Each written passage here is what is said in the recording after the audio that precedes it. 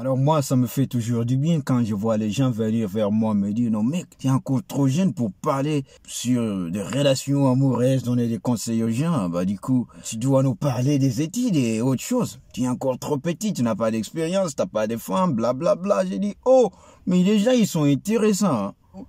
Un Jésus-Christ qui a prêché sur le mariage, vous ne l'avez jamais vu être marié. Il y a un Paul qui prêche sur le mariage, vous ne l'avez jamais vu être marié, c'est un Paul dans la Bible. Vous avez demandé à Paul, quand tu donnes le conseil aux gens, comment tu as su que ça se passe comme ça dans les mariages parce que tu n'as pas de femme. Non, parfois, qu'est-ce qu'il y a?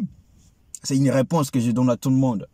Être marié, si je parlais sur base de ça, en d'autres termes, ça c'est l'expérience, parler sur base de l'expérience. Je peux peut-être avoir l'expérience, oui, je peux pas venir ici sur les réseaux sociaux et dire, ok, j'ai fait ça, j'ai fait ceci, j'ai fait cela, bah, on s'en fout de ça. Ok? Maintenant, je peux ne pas avoir l'expérience.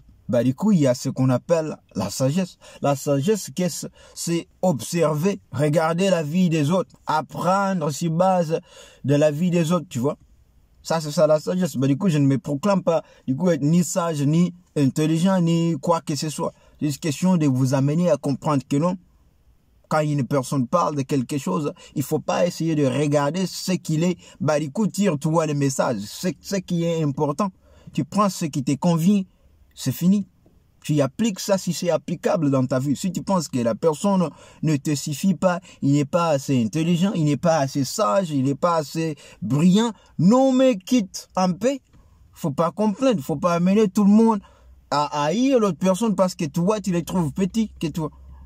Parce qu'on pense que non, la sagesse, c'est l'âge. Non, détrompez-vous, il y a des gens qui sont vieux, mais moins sages. Il y a des gens qui sont vieux, intelligents, mais vous trouvez un petit bonhomme de 17 ans, 18 ans. Il a un comportement mature, plus qu'une personne de 40 ans. Alors, vous allez dire quoi? C'est pas du tabou. Tu vois? La maturité, la sagesse, ce n'est pas question d'âge. L'expérience, au moins, oui, c'est question d'âge parce que du coup, quelqu'un qui a eu beaucoup de défis dans la vie, il a beaucoup plus d'expérience que toi, jeune homme. Ah ouais, c'est ça. Mais il faut pas confondre les deux parce que l'âge, c'est l'âge. Ce qui sort de la bouche de la personne, c'est ce qui est utile. Bah, du coup, vous tirez une leçon sur ça. Faut pas regarder si la personne a des meufs ou pas. Ça ne vous concerne pas si la personne a des meufs ou pas. C'est question d'abord de prendre ce qui est utile, ce qui est important. C'est quoi son message? Qu'est-ce qu'il veut dire? Tu as un problème dans ta vie? Oui. Le mec, il a parlé sur comment gagner la confiance de l'homme. Bah ouais, tu t'en tires une leçon ou pas? Le mec, il a parlé sur comment faire attention aux trucs que les mecs font. Bah du coup, tu t'en tires des leçons ou pas? Ou bien tu regardes à l'âge. Parce que ils ont chassé Jésus-Christ quand il était encore jeune pour dire oh non, toi tu n'as que 12 ans, 13 ans, tu es dans des églises, tu fais quoi?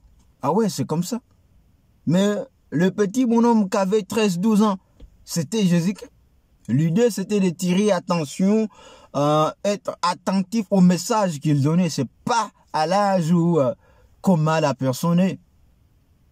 Parce que si on veut regarder à l'âge, bah du coup, la plupart des gens vont se fâcher envers Christ pour dire quoi? Christ, il n'a que 33 ans. Oh, moi, j'ai 66 ans. Comment je peux l'appeler mon sauveur? Ah, qu'est-ce qui ne va pas? Tu vois? Donc, c'est question de te tirer un point majeur, de tirer une leçon dans ce que la personne dit. C'est ce qu'un sage fait. Une personne qui est sage se tire des leçons sur base de tout. Il prend tout, gauche, droite, il apprend, il avance. Mais ce n'est que les insensés et les personnes qui sont, je sais pas moi, comment là. Eux, ils regardent à l'âge, ils regardent au truc là inutile. J'ai bien dit, la chaîne s'intitule Développer votre philosophie. C'est quoi? J'ai donné un message comme ça. Tu écoutes ce que peut-être nous parlons sur notre communauté. Tu te développes une philosophie, tu te développes un entendement quelconque, tu vois. Développe-toi une compréhension quelconque sur base de ce que nous disons. La chaîne s'appelle Développer votre philosophie. En d'autres termes, vous faire penser tout simplement. Ce n'est pas une éducation, c'est vous faire penser sur quelque chose. Vous faire penser sur la vie. Vous faire penser sur point de vue mariage. Vous faire penser sur le business. Vous faire penser sur l'autorité d'un homme. Vous faire penser sur la féminité. Voilà. Donc, c'est un développement personnel. pas pour enseigner personne. En d'autres termes, il n'y a pas les sages, il n'y a pas les intelligents, il n'y a pas les connaisseurs. On est là, on s'entraide. Nous nous aidons à penser des fois 3 fois pour éviter de commettre les erreurs que nos parents ont pu commettre, pour éviter de retomber dans les mêmes, bêtises que nos frères ou nos amis ont pu faire ou nos cousins, tu vois. C'est ça l'idée de la chaîne. Développer votre philosophie, c'est un développement personnel. La chaîne ne fait que vous faire repenser 2-3 fois, vous faire voir peut-être là où vous avez oublié de petits détails là pour que vous puissiez être souple et éviter de vous retrouver dans une, les Français ils disent quoi là? Ils disent dans une merde, mais c'est pas ça le terme, du coup je m'en fous. Donc c'est un peu ça. Billy Azaria Williams, salut à tous, la suite au prochain numéro, je vous aime bien, bisous.